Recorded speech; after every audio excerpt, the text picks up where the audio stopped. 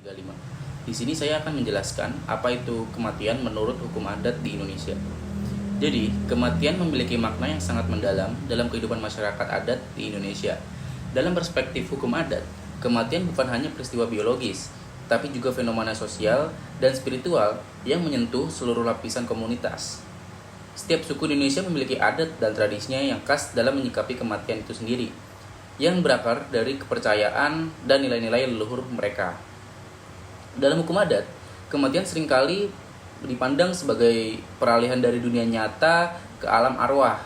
Proses ini dianggap sebagai perjalanan suci yang memerlukan ritual-ritual khusus untuk memastikan arwah orang yang meninggal mencapai tempat yang layak di alam baka. Upacara kematian tidak hanya bertujuan untuk menghormati yang meninggal, tetapi juga untuk menjaga keseimbangan dan keharmonisan antara dunia manusia dan dunia roh. Hukum adat mengatur dengan rinci setiap tahapan prosesi kematian, mulai dari saat seseorang menghembuskan nafas terakhir, persiapan jenazah, hingga upacara pemakaman dan peringatan hari-hari tertentu setelah kematian. Setiap detail ini syarat dengan simbolisme dan kepercayaan yang mencerminkan hubungan mendalam antara individu, komunitas, dan alam semesta. Ritual-ritual ini juga memiliki fungsi sosial yang signifikan. Mereka menjadi momen kebersamaan di mana komunitas berkumpul, menguatkan solidaritas, dan memperkuat identitas kolektif.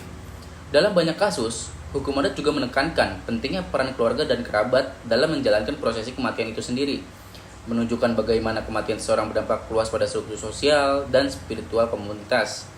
Di berbagai wilayah di Indonesia, hukum adat terkait kematian mencerminkan keragaman budaya yang luar biasa. Meskipun begitu, ada benang merah yang menghubungkan semua tradisi ini, penghormatan mendalam kepada leluhur dan arwah, serta upaya untuk menjaga keseimbangan harmoni dalam kehidupan masyarakat.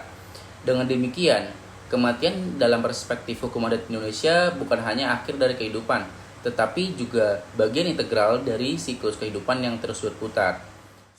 Penjelasan, setiap daerah punya hukum adat masing-masing yang digunakan untuk mengatur kehidupan sosial dan masyarakat setiap harinya. Hukum adat sendiri adalah suatu serangkaian atau kumpulan aturan yang hidup dan lahir di masyarakat itu sendiri, karena hukum tersebut sebenarnya tidak dapat dipisahkan dan sudah menjadi dinamika masyarakat tersebut. Hukum adat dijadikan sebagai pedoman bagi masyarakat tersebut yang sangat dijaga dan dipertahankan untuk keberlangsungan hidup dalam pergaulan antara masyarakatnya seperti berbicara, berperilaku, dan bertindak. Hukum adat pada dasarnya berbaur dengan unsur atau nilai agama. Seperti masyarakat hukum adat Bali, mereka menggunakan hukum adat Bali dengan berdasarkan unsur atau nilai agama Hindu yang masih sangat kental. Masyarakat hukum adat Bali, membentuk dan melaksanakan hukum mereka sendiri.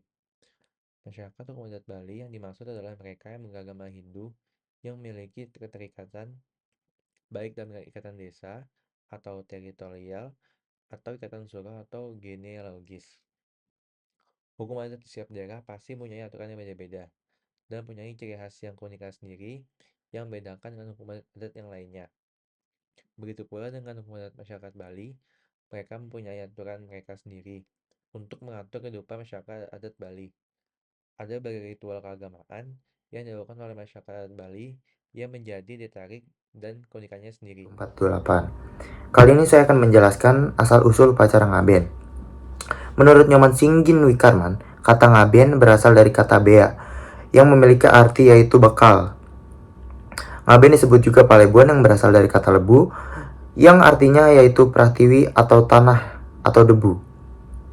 Untuk membuat tubuh manusia yang telah meninggal dunia menjadi sebuah tanah, salah satu caranya yaitu dengan dibakar. Dalam ajaran agama Hindu, selain dipercaya sebagai dewa pencipta, Dewa Brahma mempunyai bentuk sebagai dewa api. Jadi, upacara ngaben adalah sebuah profesi pencucian roh yang dilakukan dengan cara dibakar menggunakan api supaya bisa pergi kembali ke sang pencipta. Api yang membakar jenazah tersebut dipercayai sebagai jelmaan dari Dewa Brahma. Api akan membakar seluruh kekotoran yang melekat pada jasad tersebut, sekaligus jiwa atau roh dari orang yang telah meninggal dunia. Orang beragama Hindu mempercayai bahwa manusia terbentuk dari 3 lapisan. Yang pertama yaitu raga sarira, sukma sarira, dan juga antahkarana sarira. Raga sarira yakni badan kasar atau tubuh fisik dari manusia tersebut. Sukma sarira adalah badan astral yang berupa pikiran, keinginan, perasaan, serta nafsu. Sedangkan antahkarana sarira ialah sebagai penyebab dari kehidupan atau sang yang atma. Ketika manusia telah meninggal, maka badannya tidak bisa difungsikan lagi. Sementara atma atau jiwa atau roh dari diri tersebut yang sudah terlalu lama berada di dalam tubuh dan dikungkung sukma sarira harus sesegera mungkin untuk pergi meninggalkan badan. Karena apabila terlalu lama, atma akan merasa menderita. Manusia yang telah meninggal dunia perlu untuk diupacarakan guna supaya mempercepat proses kembalinya badan kasar ke sumbernya di alam, yaitu Panca Mahabhuta. Pertiwi yaitu tanah, apah yaitu air, teja yaitu api, bayu yaitu udara, dan juga akasa yaitu ruang. 32. Sekian. Kali ini saya akan menjelaskan pelaksanaan upacara ngaben. Dalam upacara ngaben, semua penghuni Banjar setingkat rukun warga wajib membantu dalam segala persiapannya. Baik sekali persembahan yang akan disampaikan, dan banyak pula berbagai keperluan arak-arakan yang harus dibuat. Dua hal penting yang harus dibuat, yakni badai dan patulangan. Badai adalah menara yang menyerupai pagoda dengan jumlah yang ganjil, guna untuk mengusung jenazah. Patulangan atau sarkofagus yang berbentuk hewan atau makhluk mitologi sebagian tempat jenazah yang nantinya akan dikremasi.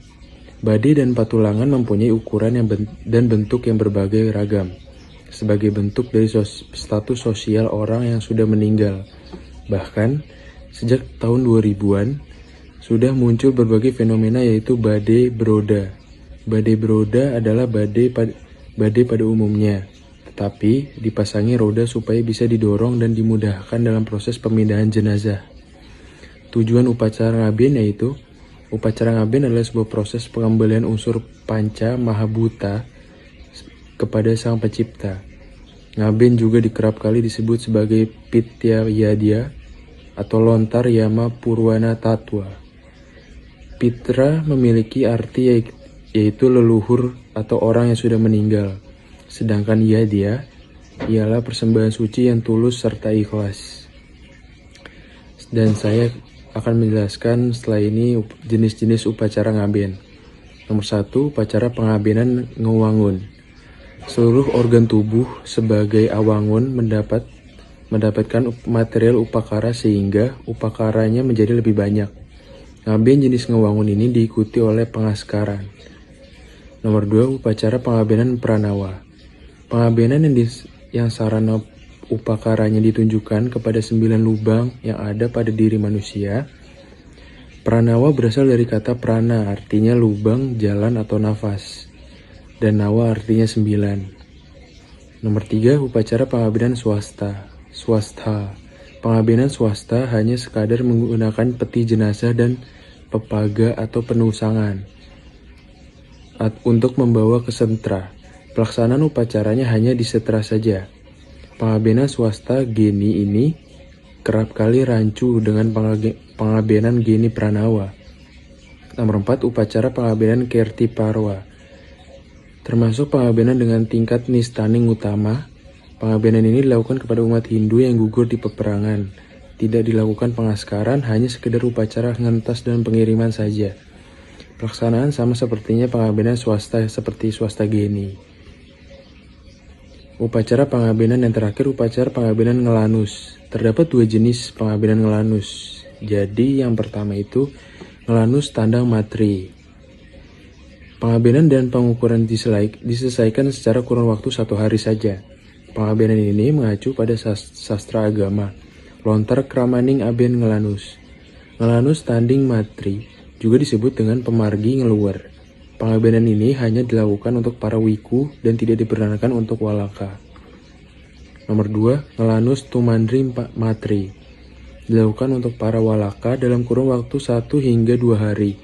Upakara dan upacaranya dilakukan kepada kuantitas dan upakara dan upacara itu sendiri.